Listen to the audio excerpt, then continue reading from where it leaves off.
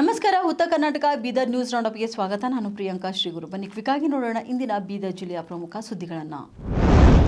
ಬೀದರ್ ತಾಲೂಕಿನ ಮರ್ಕಲ್ ಗ್ರಾಮ ಪಂಚಾಯತ್ನಲ್ಲಿ ಗ್ರಾಮಸಭೆ ನಡೆಸದೆ ಖಾತೆ ವಿತರಣೆ, ಎನ್ಎ ಅನುಮತಿ ಇಲ್ಲದೆ ಸೈಟ್ ಹಂಚಿಕೆ ಹಾಗೂ ಸಿಎ ಸೈಟ್ಗಳನ್ನು ನಿಯಮ ಮೀರಿ ವಿತರಿಸಿರುವ ಬಗ್ಗೆ ದೂರುಗಳು ಬಂದ ಹಿನ್ನೆಲೆಯಲ್ಲಿ ಜಿಲ್ಲಾ ಪಂಚಾಯತ್ ಸಿಒ ಡಾಕ್ಟರ್ ಗಿರೀಶ್ ಬದೋಲೆ ಅವರು ಉತ್ತರ ಕರ್ನಾಟಕ ಸುದ್ದಿವಾಹಿನಿಗೆ ಪ್ರತಿಕ್ರಿಯೆ ನೀಡಿದ್ದಾರೆ. 15ನೇ ಹಣಕಾಸು ಆಯೋಗದ ನಿಧಿಯಲ್ಲಿ ಅವ್ಯವಹಾರ ನಡೆದಿರುವುದು ಪ್ರಾಥಮಿಕ ತನಿಖೆಯಲ್ಲಿ ಬಹಿರಂಗವಾಗಿದೆ ಎಂದು ತಿಳಿಸಿದ್ದಾರೆ. ಈಗಾಗಲೇ ಉಪಕಾರ್ಯದರ್ಶಿಗಳಿಂದ ವಿಸ್ತೃತ ತನಿಖೆ ನಡೆಸಲಾಗಿದೆ. ವರದಿ ಸಲ್ಲಿಕೆ ಕೂಡ ಆಗಿದೆ. ಇನ್ನು ವರದಿ ಆಧಾರದ ಮೇಲೆ ಸಂಬಂಧಪಟ್ಟಂತ ಪಿಡಿಒ ವಿರುದ್ಧ ಕಠಿಣ ಶಿಸ್ತು ಕ್ರಮ ಕೈಗೊಳ್ಳುವುದಾಗಿ ಸಿಇಒ ಸ್ಪಷ್ಟನೆ ನೀಡಿದ್ದಾರೆ. ನಮಸ್ಕಾರ. ಮರ್ಕಲ್ ಗ್ರಾಮ ಪಂಚಾಯತಿ ಸಂಬಂಧಪಟ್ಟಂತೆ ನಮಗೆ ಕೆಲವೊಂದು ದೂರುಗಳು ಬಂದಿದ್ದು, ಅದರ ಸಂಬಂಧಪಟ್ಟಂತೆ ನಮ್ಮ ಉಪಕಾರ್ಯದರ್ಶಿ ಅವರು ಆ ದೂರುಗಳ ಬಗ್ಗೆ ತನಿಖೆ ಕೈಗೊಂಡಿದ್ದಾರೆ ಮತ್ತು ತನಿಖಾ ವರದಿ ಕೂಡ ಸಲ್ಲಿಸಿದ್ದಾರೆ. ತನಿಖಾ ವರದಿಯಲ್ಲಿ ಇದು ಸಾಬೀತಾಗಿದೆ.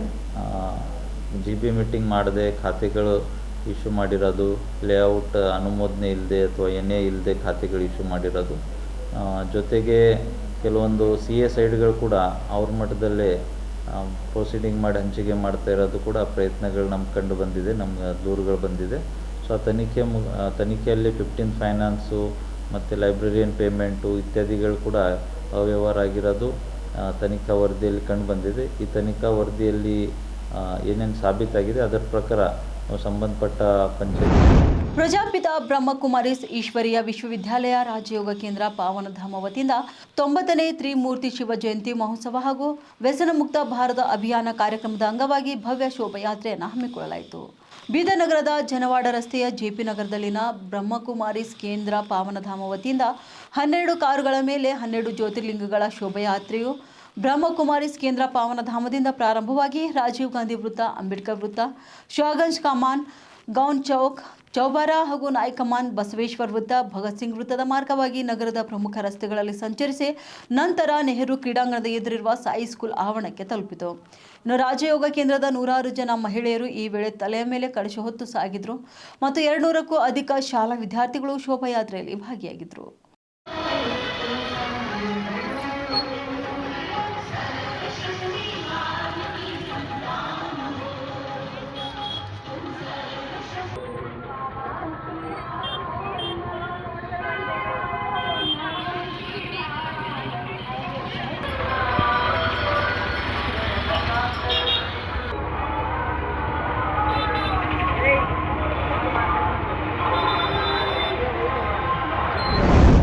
ಹಲವು ವರ್ಷಗಳಿಂದ ಚರ್ಚೆಯಲ್ಲಿರುವ ಬೀದರ್ ಹಾಗೂ ನಾಂದೇಡ್ ನೂತನ ರೈಲು ಮಾರ್ಗ ರಾಜ್ಯ ಸರ್ಕಾರದ ವಿಳಂಬ ನೀತಿಯನ್ನು ಗಮನಿಸಿದ ಸಮಾಜ ಸೇವಕ ಗುರುನಾಥ್ ವಡ್ಡೆ ರಾಜ್ಯ ಹೈಕೋರ್ಟ್ನಲ್ಲಿ ಇಂದು PLI ಸಲ್ಲಿಸಿದ್ದಾರೆ. ಬೀದರ್ ನಾಂದೇಡ್ ನೂತನ ರೈಲು ಮಾರ್ಗ ವಯಾ ಔರಾದ್, ಹಣೆಗಾಂವ್, ದೇಗ್ಲೂರ್ ಮಾರ್ಗವಾಗಿ ನಿರ್ಮಿಸಬೇಕಾದಂಥ ರೈಲು ಮಾರ್ಗವು ಹಲವು ವರ್ಷಗಳಿಂದ ನೆನೆಗುದಿಗೆ ಬಿದ್ದಿತ್ತು. ಈ ಕುರಿತು ವಡ್ಡೆ ಈ ಹಿಂದೆ ಸರ್ಕಾರಕ್ಕೆ ಪತ್ರ ಕೂಡ ಬರೆಯುವ ಕಾರ್ಯ ಮಾಡಿದ್ರು. ಆದರೆ ಸರ್ಕಾರ ಯಾವುದೇ ರೀತಿಯ ನಿರ್ಧಾರ ತೆಗೆದುಕೊಳ್ಳದೇ ಇರುವುದರಿಂದ ಕರ್ನಾಟಕ ಸರ್ಕಾರದಿಂದ ಭೂಮಿ ಹಾಗೂ ತನ್ನ ಪಾಲಿನ ಅನುದಾನ ನೀಡುವಂತೆ ಹೈಕೋರ್ಟ್ ಬೆಂಗಳೂರಿನಲ್ಲಿ PIL ಅರ್ಜಿ ಸಲ್ಲಿಸಿದ್ದಾರೆ. ಇನ್ನು ಬೀದರ್ನಿಂದ ನಾಂದೇಡ್ ವಯಾ ಔರಾದ್, ಹಣೆಗಾಂವ್, ದೇಗ್ಲೂರ್ ಮಾರ್ಗವಾಗಿ ನಿರ್ಮಿಸಬೇಕಾದಂಥ ನೂತನ ರೈಲು ಮಾರ್ಗ ನಿರ್ಮಾಣದಿಂದ ಈ ಭಾಗದ ಜನರ ಆರ್ಥಿಕ ಸ್ಥಿತಿ ಸುಧಾರಿಸುವುದರೊಂದಿಗೆ ಐತಿಹಾಸಿಕ ಮತ್ತು ಧಾರ್ಮಿಕ ಮಹತ್ವ ಹೊಂದಿರುವ ಬೀದರ್ ಜಿಲ್ಲೆಯಲ್ಲಿನ ಒಂದು ಪ್ರವಾಸೋದ್ಯಮಕ್ಕೆ ಉತ್ತೇಜನ ನೀಡಲಿದೆ ಎಂದು ಅವರು ತಿಳಿಸಿದ್ದಾರೆ. ಬೀದರ್ ಜಿಲ್ಲೆಯ ಹುಲ್ಸೂರು ತಾಲೂಕಿನ ಬೇಲೂರು ಗ್ರಾಮದ ಸರ್ಕಾರಿ ಪ್ರೌಢಶಾಲೆಯ ವಿಜ್ಞಾನ ಶಿಕ್ಷಕಿ ಸಂಗೀತ ಅವರನ್ನು ಕೊನೆಗೂ ಅಮಾನತುಗೊಳಿಸಿ ಶಿಕ್ಷಣ ಇಲಾಖೆ ಆದೇಶ ಹೊರಡಿಸಿದೆ. ಕರ್ತವ್ಯಚ್ಯುತಿ ಆಧಾರದ ಮೇಲೆ ಇವರನ್ನು ಅಮಾನತುಗೊಳಿಸಿದ್ದಾರೆ DDPI HG ಸುರೇಶ್ ಇವರು. ಇನ್ನು ಕಳೆದ 5 ವರ್ಷಗಳಿಂದ ಸೇವೆ ಸಲ್ಲಿಸುತ್ತಿರುವಂತಹ ಶಿಕ್ಷಕಿ ಸಂಗೀತ ಅವರು ಮಕ್ಕಳಿಗೆ ಸರಿಯಾಗಿ ಪಾಠ ಬೋಧನೆ ಮಾಡದೇ ಇರುವುದು, ಸಮಯ ಪಾಲನೆ ಮಾಡದೇ ಇರುವುದು, ವಿಜ್ಞಾನ ವಿಷಯಕ್ಕೆ ಸಂಬಂಧಪಟ್ಟಂತ ಮಕ್ಕಳಿಗೆ ಅರ್ಥವಾಗದ ವಿಷಯ ಕೇಳಿದರೆ ಅವರನ್ನು ಏಕವಚನದಲ್ಲಿ ಹೀಯಾಳಿಸುವುದು, ರಾಷ್ಟ್ರೀಯ ಹಬ್ಬಗಳ ಆಚರಣೆಯಲ್ಲಿ ಪಾಲ್ಗೊಳ್ಳದೆ ಇರುವುದು ಸೇರಿ ಹಲವು ಕಾರಣದಿಂದ ಈ ಶಿಕ್ಷಕಿಯ ವಿರುದ್ಧ ಶಿಸ್ತು ಕ್ರಮ ಜರುಗಿಸುವ ಕುರಿತು ಗ್ರಾಮ ಪಂಚಾಯತ್ ಸದಸ್ಯರು, ಪಾಲಕರು, ಮಕ್ಕಳು ಸೇರಿ ಗಣ್ಯರು ಬೀದಿಗಿಳಿದು ಹೋರಾಟ ನಡೆಸಿದರು. ಇನ್ನು ಮಕ್ಕಳ DDPI ಅವರು ಶಾಲೆಗೆ ಭೇಟಿ ನೀಡಿ ಅಭಿಪ್ರಾಯ ಸಂಗ್ರಹಿಸಿದ್ರು. ಕರ್ತವ್ಯ ಲೋಪದ ಮೇರೆಗೆ ಅಮಾನತು ಮಾಡಿ ಆದೇಶ ಹೊರಡಿಸಿದ್ದಾರೆ.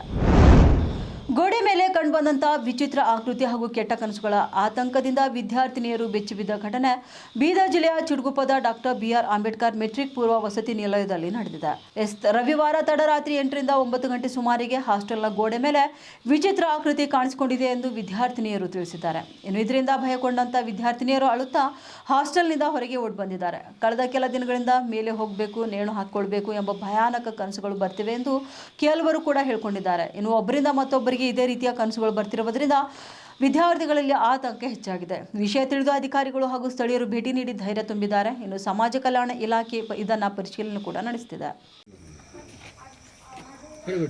ಎಷ್ಟನೇ ಕ್ಲಾಸ್ ಇದ್ದಮ್ಮ? ನಾನು 6ನೇ ಕ್ಲಾಸ್ ಇದ್ದೇನೆ.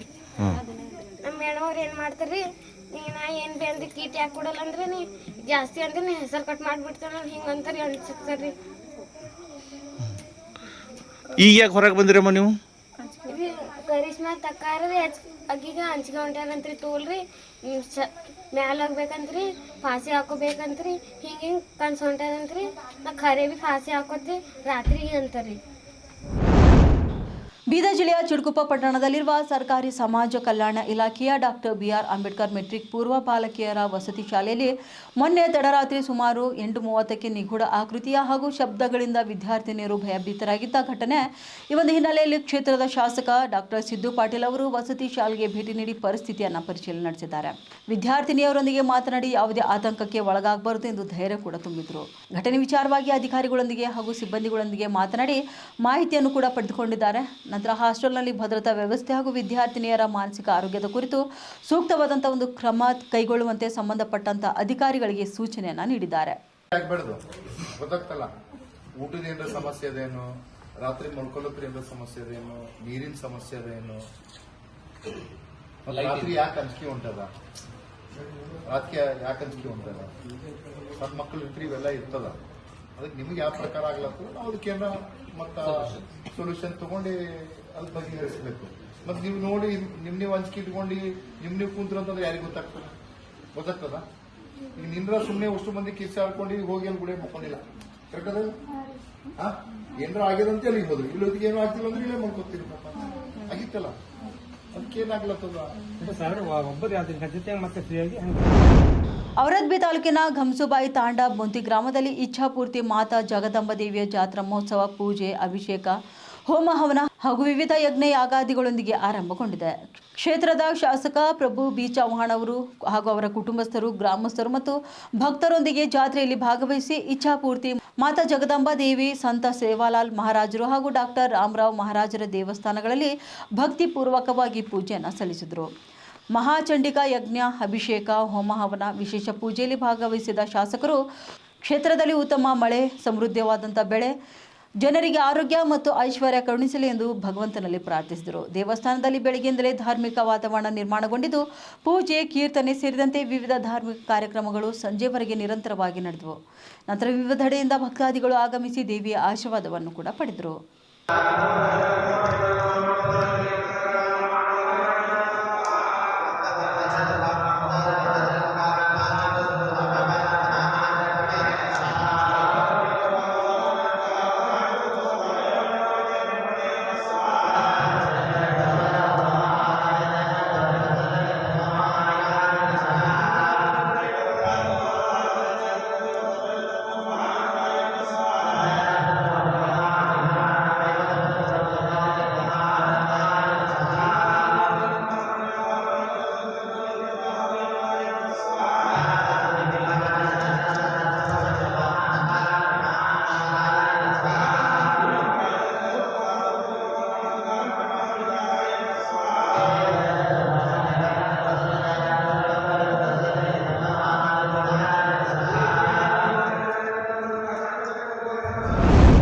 ಮರ್ಕಲ್ ಪಂಚಾಯಿತಿಯಲ್ಲಿ ಪಿಡಿಒ ಅವರು ಸದಸ್ಯರ ಗಮನಕ್ಕೆ ತರದೆ ಸಿಎಸ್ ಸೈಟ್ ಮಾಡಿದ್ದಾರೆ ಹಾಗೂ ಪಂಚಾಯತ್ನಲ್ಲಿ 4 ರಿಂದ 5 ಕೋಟಿ ಭ್ರಷ್ಟಾಚಾರ ಮಾಡಿದ್ದಾರೆ ಎಂಬ ಆರೋಪವನ್ನು ಮರ್ಕಲ್ ಪಂಚಾಯತ್ ಅಭಿವೃದ್ಧಿ ಅಧಿಕಾರಿ ಉಮೇಶ್ ಜಾಬಾ ಅಲ್ಲಗಳೆದಿದ್ದಾರೆ. ಮೊನ್ನೆ ಅಷ್ಟೇ ಪತ್ರಿಕಾಗೋಷ್ಠಿ ನಡೆಸಿ ನನ್ನ ಮೇಲೆ ಆರೋಪ ಮಾಡಿದ ವ್ಯಕ್ತಿ ನಮ್ಮ ಪಂಚಾಯತ್ ಸದಸ್ಯರಲ್ಲ, ಇನ್ನು ಸದಸ್ಯರಲ್ಲದವರು ಸಾಮಾನ್ಯ ಸಭೆ ಕರೆದಿಲ್ಲ ಎಂದು ಹೇಳುವುದರಲ್ಲೇ ಇದರಲ್ಲಿ ಯಾವುದೇ ರೀತಿಯ ಸತ್ಯಾಂಶಗಳಿಲ್ಲ ಎಂದು ಸ್ಪಷ್ಟವಾಗಿ ಗೋಚರಿಸಿದೆ. ನಮ್ಮ ಪಂಚಾಯತ್ನಲ್ಲಿ ಒಟ್ಟು 15 ಜನ ಸದಸ್ಯರಿದ್ದು ಅದರಲ್ಲಿ ಕೂಡ 2 ಸದಸ್ಯರು ಮಾತ್ರ ಪತ್ರಿಕಾಗೋಷ್ಠಿಯಲ್ಲಿ ಭಾಗಿಯಾಗಿದ್ದಾರೆ. ಅವರು ಕೂಡ ಉದ್ದೇಶಪೂರ್ವಕವಾಗಿಯೇ ಸುದ್ದಿಗೋಷ್ಠಿ ಮಾಡಿದ್ದಾರೆ ಎಂಬುದು ಮೇಲ್ನೋಟಕ್ಕೆ ಗೊತ್ತಾಗ್ತದೆ. ಅವರು ನನ್ನ ತೇಜೋವಧೆ ಮಾಡಬೇಕು ಎಂಬ ರಾಜಕೀಯ ದುರುದ್ದೇಶವನ್ನು ಇಟ್ಕೊಂಡು ಈ ರೀತಿ ಮಾಡ್ತಿದ್ದಾರೆ ಎಂದು ತಮ್ಮ ಮೇಲಿನ ಆರೋಪವನ್ನು ತಳ್ಳಿ ಹಾಕಿದ್ದಾರೆ. ಈಗ ಮೊಟ್ಟ ಮೊದಲನೇದಾಗಿ ನಾನು ಹೇಳೋದೇನೆಂದರೆ, ಪತ್ರಿಕಾಗೋಷ್ಠಿಯಲ್ಲಿ ನನ್ನ ಗಮನಕ್ಕೆ ಬಂದ ಹಾಗೆ ಪತ್ರಿಕಾಗೋಷ್ಠಿಯಲ್ಲಿ ಬಂದಿರುವಂಥ ಸದಸ್ಯರು ಕೇವಲ 2 ಇದ್ದರು, ಉಳಿದಿರೋ ಯಾರೂ ಸದಸ್ಯರು ಇರಲಿಲ್ಲ. ಮತ್ತು ಯಾರು ಪತ್ರಿಕಾಗೋಷ್ಠಿಯನ್ನು ಉದ್ದೇಶಿಸಿ ಮಾತನಾಡಿದ್ದಾರೆ ಅವರಂತೂ ನಮ್ಮ ಮರ್ಕಲ್ ಪಂಚಾಯತಿಯ ಸದಸ್ಯರು ಇಲ್ಲ. ಈಗ ಸದಸ್ಯರೇ ಇಲ್ಲದವರು ಬಂದು ಸಾಮಾನ್ಯ ಸಭೆ ಗಮನಕ್ಕೆ ತಂದಿಲ್ಲ ಅಂತಂತಂದರೆ ಅದರದ್ದು ಅಷ್ಟು ಅವರು ಹೇಳೋ ಒಂದು ಆರೋಪದಲ್ಲೇ ಸತ್ಯಾಂಶ ಇಲ್ಲ ಅಂತಂದು ಮೇಲ್ನೋಟಕ್ಕೆ ಕಂಡು ಬರ್ತದೆ. ಯಾಕಂದರೆ ಅವರು ಬಂದು ಸದಸ್ಯರು ಇದ್ದವ್ರು ಬಂದಾಗ ಅವರು ಏನಿದ್ದಾರೆ ಪಂಚಾಯತಿಯಲ್ಲಿ ಸಾಮಾನ್ಯ ಸಭೆಗೆ ಬಂದಾರ ಇಲ್ಲ ಅಂತಂದು ಗೊತ್ತಾಗ್ಬೋದು. ಮತ್ತು ಇನ್ನೆರಡನೇದು ನಮ್ಮ ಮರ್ಕಲ್ ಪಂಚಾಯತಿಯಲ್ಲಿ ಒಟ್ಟಾಗಿ ನಮ್ಮದು ಚಿಕ್ಕಪೇಟು ಇದ್ದಾಗಿನ ಹಿಡಿದು ಒಂದು 18 ಛತ್ತೀಸ್ಗಢ ರಾಜ್ಯದ ಜಗಲ್ಪುರ್ನಲ್ಲಿ ಆಯೋಜಿಸಲಾದ ರಾಷ್ಟ್ರೀಯ ಬಸ್ತಾರ್ ಪಾಂಡುಂಗ್ ಕಾರ್ಯಕ್ರಮವನ್ನು ಭಾರತದ ರಾಷ್ಟ್ರಪತಿ ಶ್ರೀಮತಿ ದ್ರೌಪದಿ ಮುರ್ಮು ಅವರು ಉದ್ಘಾಟಿಸಿದರು. ಈ ರಾಷ್ಟ್ರಮಟ್ಟದ ಸಮಾರಂಭದಲ್ಲಿ ಕರ್ನಾಟಕದ ಗಡಿ ಜಿಲ್ಲೆ ಬೀದರ್ನ ಶಿವಕುಮಾರ್ ದೊಡ್ಮನಿ ಅವರ ತಂಡ ಭಾಗಿಯಾಗಿ ಗಮನಾರ್ಹ ಪ್ರದರ್ಶನ ನೀಡಿದೆ. ಛತ್ತೀಸ್ಗಢ ರಾಜ್ಯಪಾಲರು, ಮುಖ್ಯಮಂತ್ರಿ ಹಾಗೂ ಸಚಿವರ ಸಮ್ಮುಖದಲ್ಲಿ ನಡೆದಂಥ ಈ ಒಂದು ಕಾರ್ಯಕ್ರಮದಲ್ಲಿ ಬೀದರ್ ತಂಡವು ಜನಪದ ಕಲೆಯನ್ನು ಅದ್ಭುತವಾಗಿ ಪ್ರದರ್ಶಿಸಿ ಪ್ರೇಕ್ಷಕರ ಮೆಚ್ಚುಗೆ ಗಳಿಸಿತು. ಇನ್ನು ರಾಷ್ಟ್ರೀಯ ಜನಪದ ಬುಡಕಟ್ಟು ಕಲಾ ಪರಿಷತ್ತಿನ ಸಹಕಾರದಿಂದ ಭಾಗವಹಿಸಿದ ತಂಡವು ಕರ್ನಾಟಕದ ಸಂಸ್ಕೃತಿಯನ್ನ ಪ್ರತಿಷ್ಠಿತ ವೇದಿಕೆಯಲ್ಲಿ ಪರಿಚಯಿಸಿದೆ. ಈ ಅವಕಾಶ ಜೀವನ ಸಾರ್ಥಕವೆಂದು ತಂಡದ ಸದಸ್ಯರು ಸಂತೋಷ ವ್ಯಕ್ತಪಡಿಸಿದ್ದಾರೆ. ಇವಾಗಿದ್ದು ಇಂದಿನ ಬೀದರ್ ಜಿಲ್ಲೆಯ ಪ್ರಮುಖ ಸುದ್ದಿಗಳು. ಮತ್ತೆ ಭೇಟಿಯಾಗೋಣ ಮುಂದಿನ ರೌಂಡಪ್ನಲ್ಲಿ. ನಮಸ್ಕಾರಗಳು.